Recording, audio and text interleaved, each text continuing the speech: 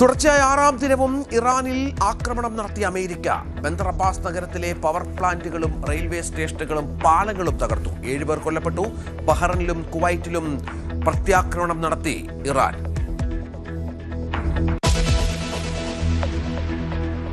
NEET പരീക്ഷാഫലം പ്രഖ്യാപിച്ചു. യോഗ്യത നേടി 11 ലക്ഷത്തോളം വിദ്യാർത്ഥികൾ. 58% പെൺകുട്ടികൾ.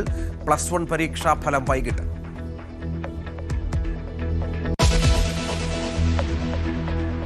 ലീഗ് മന്ത്രിമാരുടെ യോഗം ഇന്ന് പാണക്കാട്ട്. PM ശ്രീ അടക്കമുള്ള വിഷയങ്ങൾ ചർച്ച ചെയ്യും. പേഴ്സണൽ സ്റ്റാഫ് നിയമന വിവാദങ്ങളും പരിഗണിക്കാൻ സാധ്യത.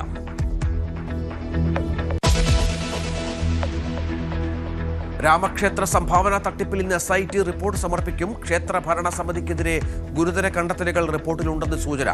ജൂലൈ 15-ന് SITക്ക് അനുവദിച്ച സമയം പൂർത്തിയായി.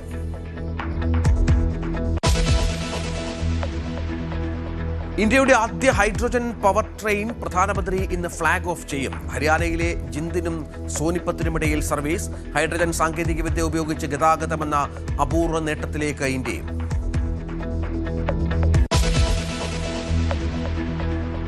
ഇനി രാമായണ ശീലുകൾ മുഴങ്ങും. രാമായണ മാസാചരണത്തിന് ഇന്ന് തുടക്കം. ക്ഷേത്രങ്ങളിൽ വലിയ തിരക്ക്.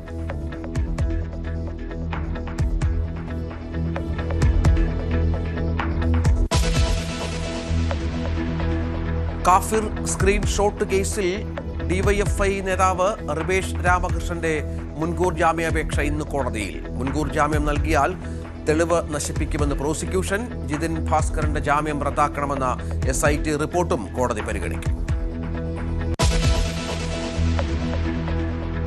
സംസ്ഥാനത്ത് വൈദ്യുതി പ്രതിസന്ധി തുടരുന്നു. ആഭ്യന്തര ഉൽപാദനം കുറഞ്ഞത് കാരണം പറഞ്ഞ് KSEB. പ്രതിസന്ധിയുടെ സാഹചര്യത്തിൽ ചീമേനി പദ്ധതി വീണ്ടും പരിഗണിച്ച സർക്കാർ.